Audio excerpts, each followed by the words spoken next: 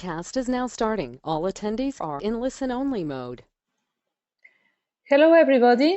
This is Yasmín Ríos. I'm from the Universidad Autónoma de Nuevo León, and I will talk about the linear bus holding model for real-time traffic network control. So just let me put my control panel aside a little bit so I can see. Okay, I will start again. Okay, so I will talk about bus bunching. So first, I have to thank all my collaborators. I don't have to forget this. So in the picture, you have Miguel Morales. He's one of the co-authors of this work. In the middle, with the red dress, it's me, Yasmín Ríos. The other guy that participated is Leonardo Hernández Landa, here, and also Professor Romeo Sánchez Nigenda, that is from my group. And of course, I thank Omar Ibarra for inviting me to this webinar. It's an interesting way of giving a seminar. So I will talk about bus bunching. Bus bunching is one of the most annoying problems in urban bus operations, and it happens when two or more buses arrive at a stop nose to tail. Let me come back to my pictures here. These are three cities in Mexico: Guadalajara, Mexico City, and Monterrey. And you can see that the buses, usually from the same line, are together. This is not what the bus planner would like, of course, because bus bunching reflects an unreliable service that affects transit operations by increasing passenger waiting times. So in the image, there are four graphs. In the x-axis, you have departure times, 8, 8:15, 8:30. And in the y-axis, you have the stops. Here we only have two stops. So each line, let's start from the one that it's in the left. Each line, it's a bus. For example, the first dotted black line, it's a bus that starts at 8, starts going to stop 1, arrives at stop 1, then it waits a little bit so the passengers, of course, can go into the bus, then goes to stop 2, and then in stop 2 it takes passengers and it continues. Ideally, we would like these lines, the buses, to be sort of parallel. Of course, we don't want to have bus bunching. We don't want to have these lines one over the other.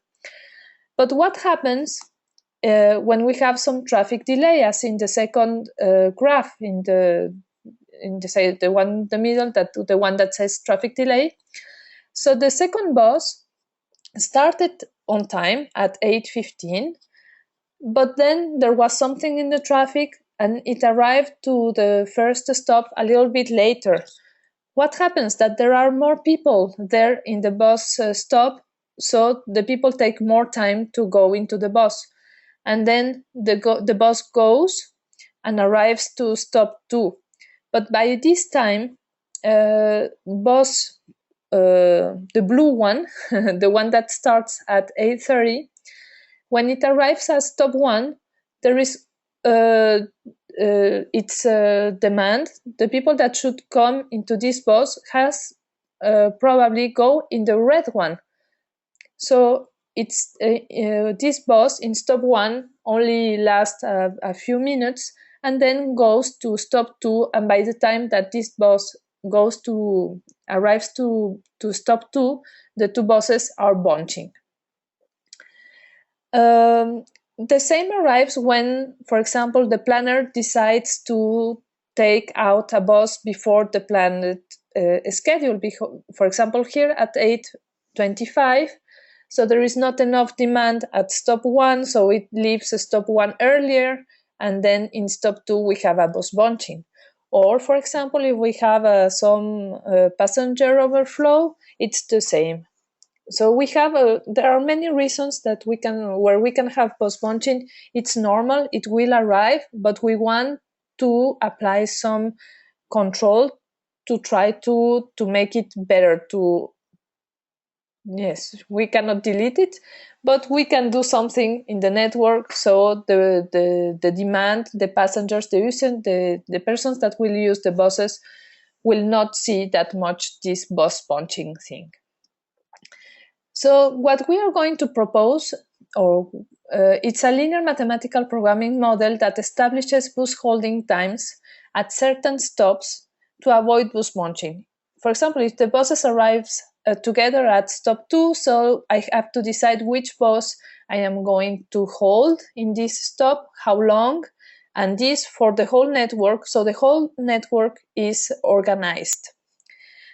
So for this is real time. No? We see the network, the transit network. We will take a snapshot, and from this we can obtain the distances between each bus and the last visited stop, the number of passengers that are waiting at each stop, and this we are going to give it to the red form. That is our linear programming model that I'm going to present you in more details. We are going to populate this model so we can determine the holding times for each bus for the next stops. Then we will give the order to the network, wait some 2 or 5 minutes, take again a snapshot, and control again. And this is what we call real-time control in bus transit networks. So let me tell you before I go to this slide, then we have our linear programming, in order to test it, we are going to use a simulation to obtain the real-time data. So instead of having a real bus corridor, we are going to have the simulation. The advantage is that the simulation will have the inherent variability of a transit system that is considered, of course, in the simulation, and the optimization model will take into account the key variables and constraints of the bus operation. So our model is not taking all these variabilities into account, but will be sufficient, will be resilient to these variabilities. We will try, of course, to be the best, to obtain the best results. So yes, we are going to work on a simplification, on a simple network, a single corridor with several buses. And for example, what we don't want is to have bus 4 and 3 that will arrive together at stop 2. We want to organize them so they are separated one from each other. So there has been a lot of work in this subject. I will only mention 3 or 4 of these works. We have the work of D'Aganzo and Pilachowski that continuously adjust bus crossing speed based on a cooperative two-way that consider the headways of the previous and posterior buses. Another very interesting work is the one of Bartholdi, that they abandon the idea of any a priori target headway and they dynamically self-equalize with a simple rule that they have at a control point, and they determine the holding times in this way. It's very interesting. And 2 other works that we are going to base our this work. It's Delgado and a second paper from 2012, where the aim is to minimize the total waiting time of the passengers in the system, and they use quadratic models. Okay, I will continue. So our contributions is that many of these works in the literature, they deal with models that have nonlinear objective function.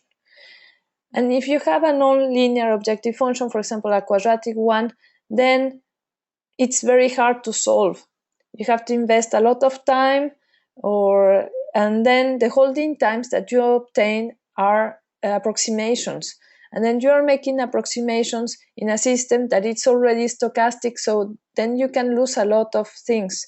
So our aim was to have a linear optimization model so we can have the optimal holding times. And then, of course, we will give it to a system that is stochastic, but at least we are not doing approximations of approximation. This is our aim, and I will show you that it will work.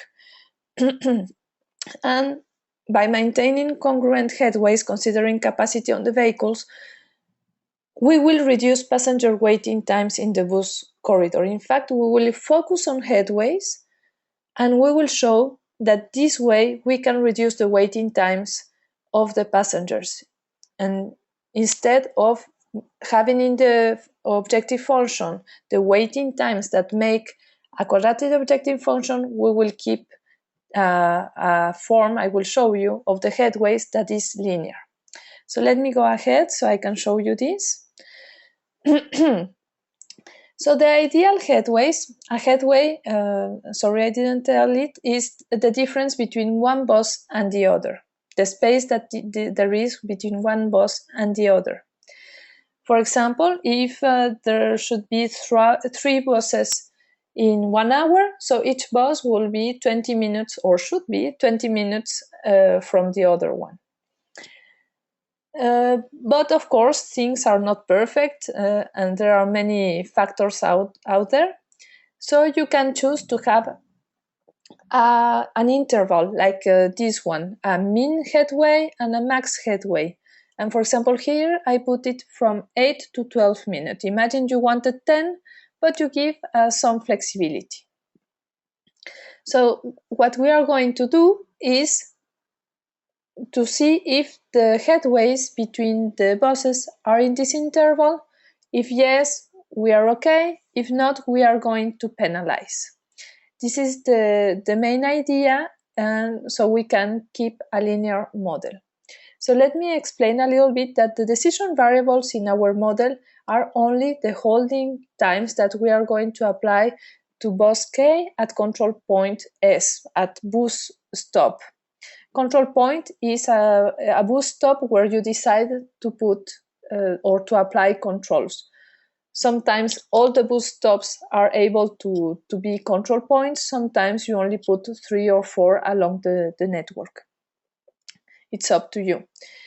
And then auxiliary variables are the departure times of the bus K at stop S, and these are denoted by TD KS.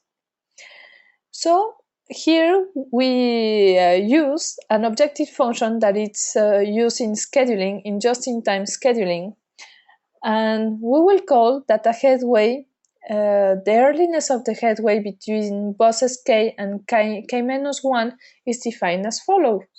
So if we are outside this interval 8-12, for example, if we have 6 minutes of difference instead of 8, or being between 8 or 10, and this is explained by this AKS is the maximum between the mean headway minus the difference between the other 2 buses, and it's the maximum between this and 0. So we are outside the interval in the left of the interval.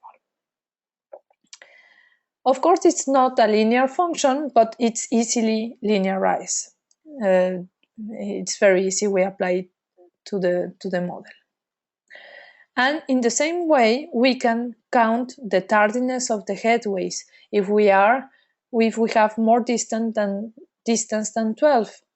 So we can have it this way, and we can linearize it this manner. So my objective function now, it's like this. I want the minimization of the sum of the all early and tardy headways. And you can see that I can put an epsilon, and this I think it's a phi. So I can play with these parameters to give more strength to the tardiness or to the earliness, but we will see the tardiness are the more important, of course. Then I will establish the main constraints of the model. I will not enter into the details, and I should say that this model is based on the one of Delgado and company of 2012. We made some modifications, and I will talk about them. So first, the first restriction that we have here is the departure times. Of course, the departure times are equal to the departure time of the last stop. The speed, the distance, the dwell time, this is the time that the passengers take to go into the bus, and the age, that is the holding times that I'm really deciding in this model. One important thing that is in red is that we decided to bound the holding times. Each holding time is bounded by a max holding, by a constant. And we will show that this is very important so that the system is well behaved and that we have a reduced waiting time of the passengers. Then we have the normal restrictions. When you count the passengers that are at stops, you can see the lambda from the Poisson distribution. Then we count how many passengers will be at the bus, and for this we need a origin destination matrix that I put there in red. This is a very strong assumption, because this origin destination matrix, at least in Mexico, we don't have them very well updated. They make the model very hard to maintain, even if it's easily solvable. But it's something that we are working, that we think that we have already managed to take out from the model. But for this work, we decided to have them, but we are working in order to try to delete them. We will see if it works. Then there is another restriction that counts the dwelling time, the dwell, and this restriction that says TDKS minus TDK minus 1S. It's in order to avoid that one bus passes the other one. It's a restriction that we are also trying to take out. So I didn't put all the details. Of course, this model, we have to be aware that there are many, it's a corridor, the buses start at what point and ends at the same point. So we have to be careful with the model. I didn't put all the details, but this is the aim of the model. And as you can see, the variables of our problem, the earliness, the tardiness, and the holding times, they are linear. So this model is very easy to solve. So our model, we say that our model improves the one of Delgado and company, because our objective function is linear, so we can obtain optimal solutions and very fast. Yes, we only take into account the possible holding times of a bus from its position up to the depot. So here we have something more, I should say, powerful or less restrictive, because I think that at the depot they are blind and they keep taking out the buses at the schedule they already have. And I only do control inside the network. I do not control in the departure time of the buses. So this is stronger. Of course, if I take this assumption out, the model works also. So this is what I was telling. The departure times of the buses are according to their established headway or timetable, and only perturbations that arise along the trip are taken into account. One thing that is very interesting for us is that we may have different headways for every pair of buses. And this is important because sometimes we have, for example, timetables like synchronization timetables, where you want to favorize some transfers. So the difference between one bus and the other will be of 10 minutes, for example, and from the next ones will be of 8 minutes. So each pair of buses may have a different headway, and our model adapts perfectly for this kind of situations. And one thing that is very nice is that we don't need to call the model every time a bus arrives at a stop. We only call the model, or we only make a control each interval of time, and I will show you which time it's the best, at least for our simulations.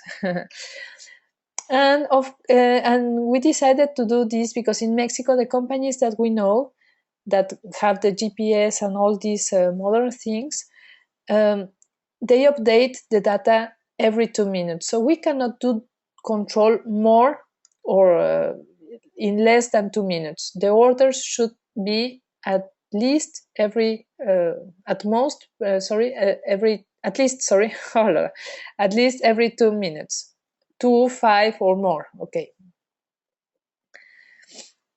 So I was telling you that this linear model was coded in Java and solved Algorobi very easily, not even a second.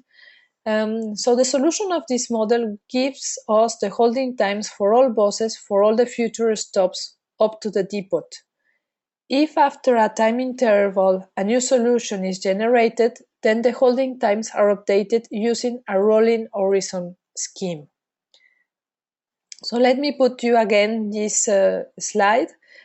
So we take from the simulation or from the real corridor the distance between the buses, we populate our linear model, and so we have the holding times, and we will do it this each interval of time that we decide.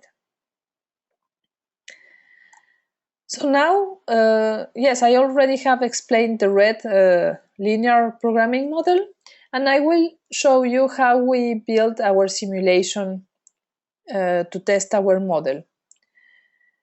This simulation if is of a single corridor, and we use XtendSim because it's a discrete event and stochastic simulator that uses multi-agents, so we really can control each passenger and count its waiting time, each bus, everything we can count it. So it's for us it was very important this because we want to follow the waiting times, even if we don't consider them in the model, but we want to see if we can affect these waiting times.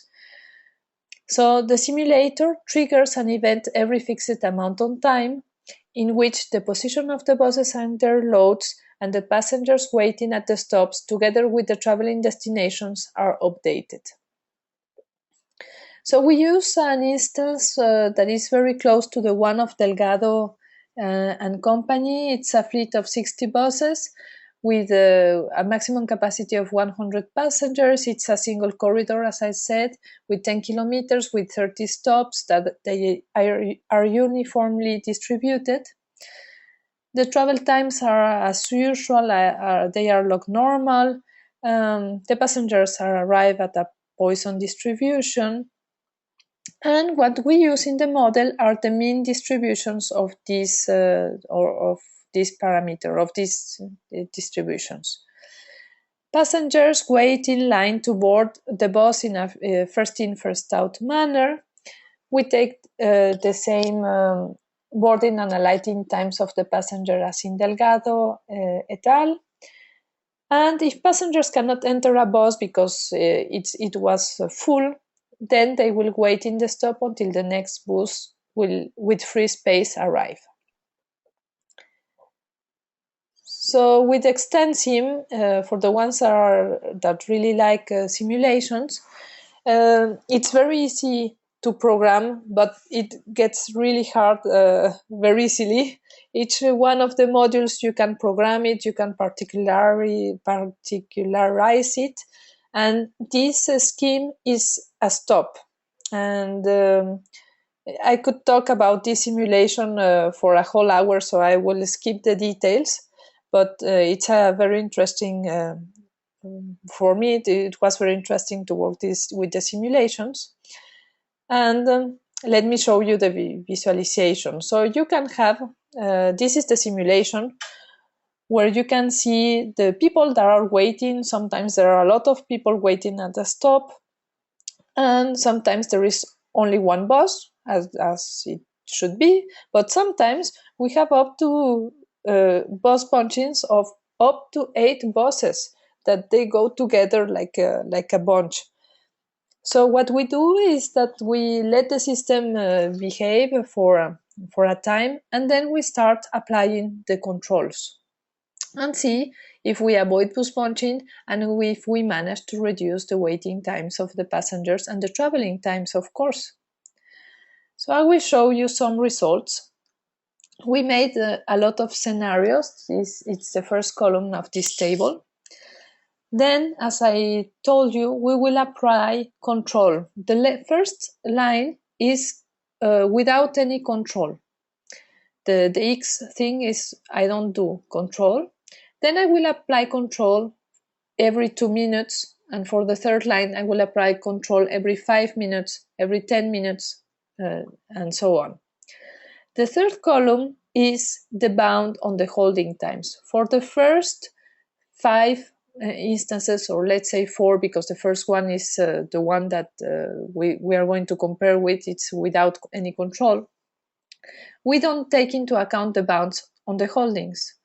And for the last rows, we are going to put a bound on the holding times of 0.38. We see that we obtain the best results when we apply control every 2 minutes or every 5 minutes. Let's see the W first column is the waiting time of the passengers, the waiting time that they up to the first bus where they can go in. And we can see that it's reduced, it's in minutes, and it's an overall from the whole system. Without any control, the first line we have 1700, and now we are around 1200, so we improve it. Moreover, we have the traveling time. The traveling time, this travel in minutes, is the time once the passenger is already in the bus, then the whole time that it's in the bus until he goes down. Then these travel times are increased from the first line that we don't have any control. This is normal, of course, because we are applying holding times. So the passenger will be on the bus and the bus will stop at some bus stops. So it's normal that we have a higher travel time, but we don't want it like this 18,000 that we have in the third line or something like this. We agree to increase a little bit the travel times, but we don't want them to explode. I will show you a picture so we can see this better. And we also count the number of passengers, this pass column, that we managed to cap in our system. And with this control strategy of 2 and 5 interval time, and with bounds on the holding times, we managed to have a little bit more of people. The last 2 columns, it's the same information, but it's normalized by the number of passengers and the travel time by the number of passengers. So we see that we didn't aim to minimize the waiting times. We aim to organize the headways, and we have a nice reduction of the waiting time of the passengers for the first bus. That it's very interesting. And of course, we have an increase in the travel times. Let me show you this figure that I like a lot. In the middle, you have the no control strategy, or the average, let's say. In the x-axis, we have the intervals, like I don't do any control, I do control every 2 minutes, every 5, every 7, and every 10. And in the y-axis, we have the percentage. So the blue line is the travel times when I do not bound the holding times. And we can see that the travel times, they really increase a lot. We don't want this. it's not nice for the passengers. But if we bound the holding times, we have that the black line, that we increase a little bit the traveling times, but not that much. And look at the red and green uh, lines. They are the waiting times. The red one is when we bound the holding times, and the green one is without bounds on the holding times. So in fact, even if we bound the holding times, we have a very nice reduction of the waiting times. For example, the one that we like then is this red line with the black line. So we increase a little bit the travel times, but we reduce a lot the waiting times of the first bus. And this is nice, and it happens when we do control every 2, 5, even 7, and even 10 minutes. 10 minutes, it's a lot for a network system.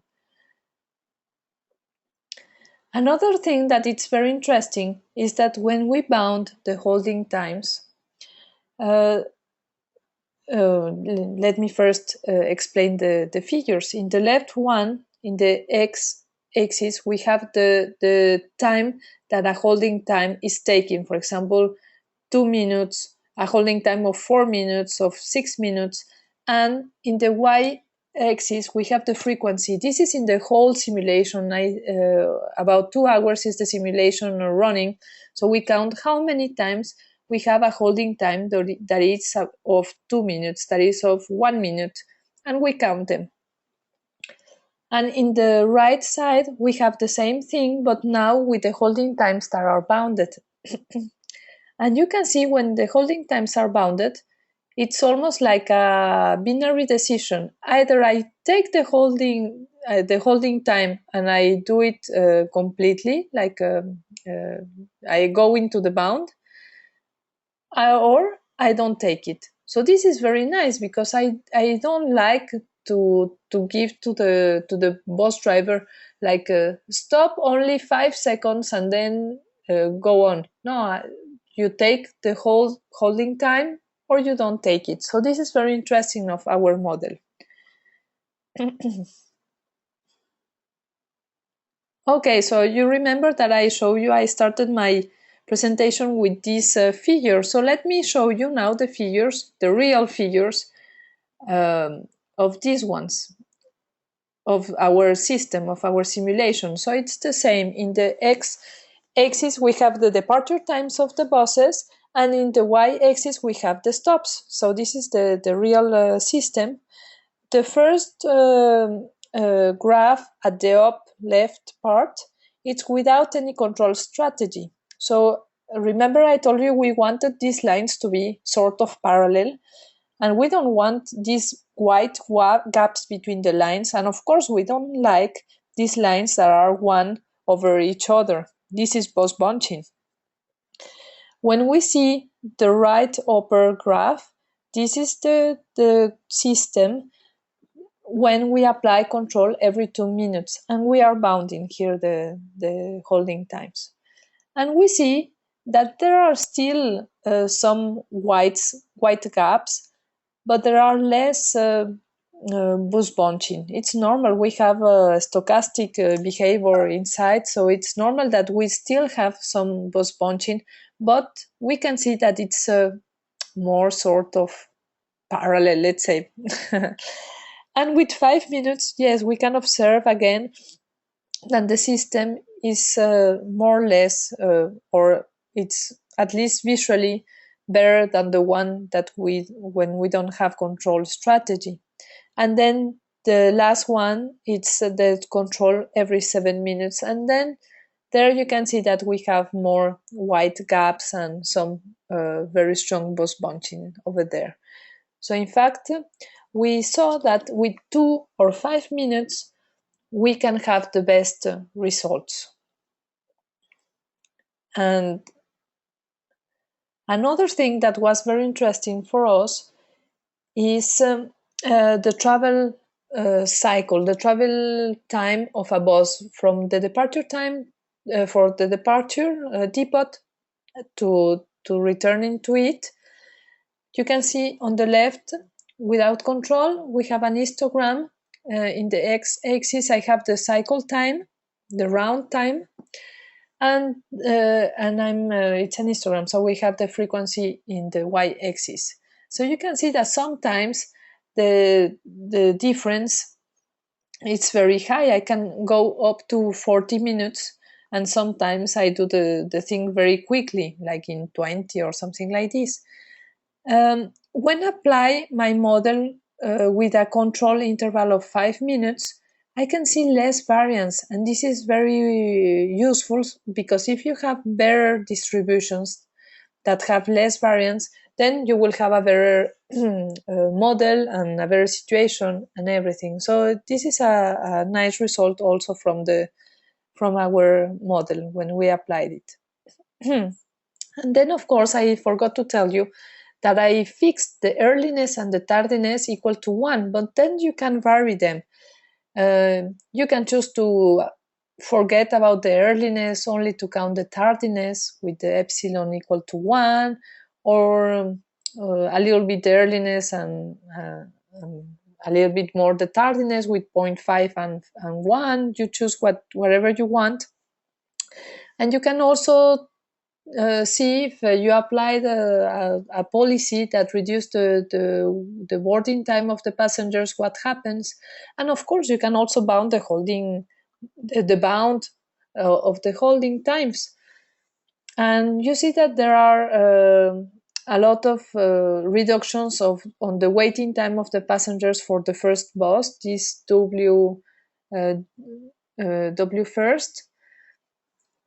And in the travel times, we have some negatives, but it's because we are counting the travel percentage increase. So if we have a negative, it's that we managed to decrease the travel times, and this is also very interesting. And as many works in the literature do, we can count together the waiting time of the passenger up to the first bus plus the travel time, and we can have also some reductions there. So there are a lot of things that can be done to this model. So in conclusions, we managed to interleave planning and execution to maintain congruent headways in a bus corridor with the aim of solving one of the most annoying problems in public transit network, that is bus bunching. We have a linear programming optimization model that is solved to determine the optimal holding times of the buses at the stops to avoid bus bunching.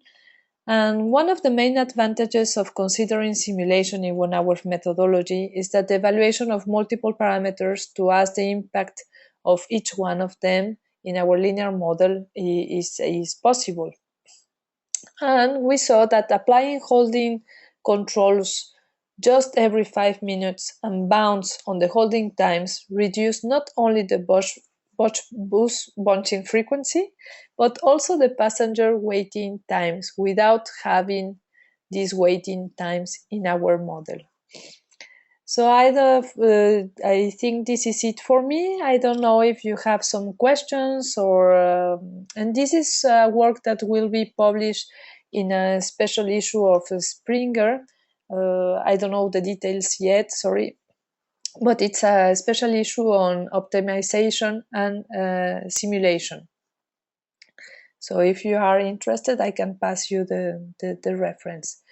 And I didn't give you my email, but it's Yasmín with Y and S, .riosolís at gmail.com.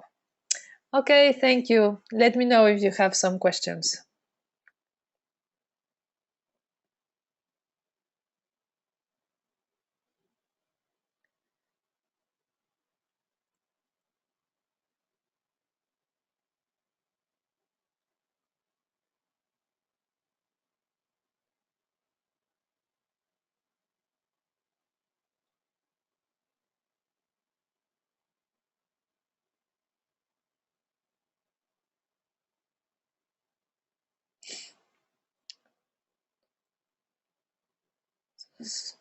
Someone is asking me if the PowerPoints will be available. Yes, of course, I will pass them to Omar Ibarra. So if you want them, you can have them. Oh, here was Luis Infante asking if we could put the sound. Oh, I hope, Luis, that you heard me. Otherwise, you can download the PowerPoints. I will send them to you.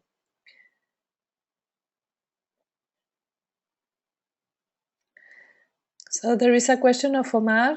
Does it make sense to consider the holding time bounds as a decision variables and optimize it in order to improve the system behavior? Mm,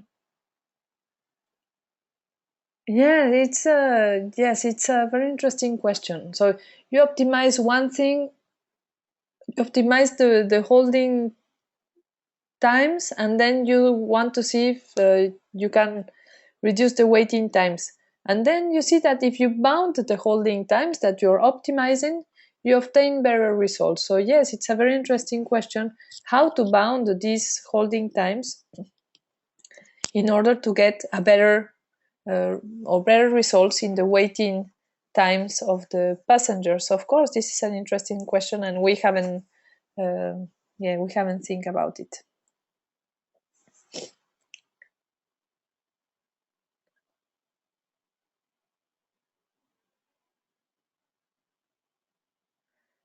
Another question? No, let me put my picture. I don't believe that Miguel or Leonardo and Romeo, you don't have questions, or you prefer to do them privately next time we see each other. Okay, so I will wait a little bit more to see if there is more questions. Otherwise, feel free to contact me. We'll go to questions. Okay, there is another question here. If you only use the waiting time of the first bus, what about the extra waiting time from the passenger left behind? Okay, yes, probably I didn't explain it very well. Uh, yes, the people that cannot go into the bus, then they keep in the system, and we continue counting their time until they can go into the first bus. And this is one thing that is nice about this simulation, multi-agent simulation, because we can count from the first time that the passenger arrives into the system and up to the time that he can goes into the bus. So yes, all the passengers that you left behind because the bus was full, we are taking their time into account. And but the system, you are right, we are not optimizing this. And yes, it's there are many things that we could include, no? And there are many works, of course, that deal with these passengers. How many passengers, or I decided to live in the bus station so that the in the stops that I will go after, I will have enough space and the network will behave nicely. This is another interesting question. Can I include the decision of leaving some passengers in the stops so the system behaves better? Of course, the passengers will not be happy, but uh, if I want the whole network to be optimized, maybe this can be a very interesting decision. Okay, thank you, Gabriel.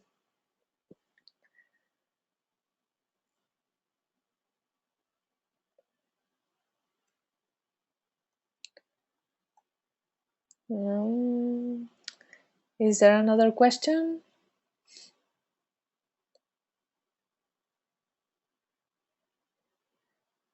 Okay, so I will thank everybody. Thank you, Omar. And so keep in touch. Bye bye.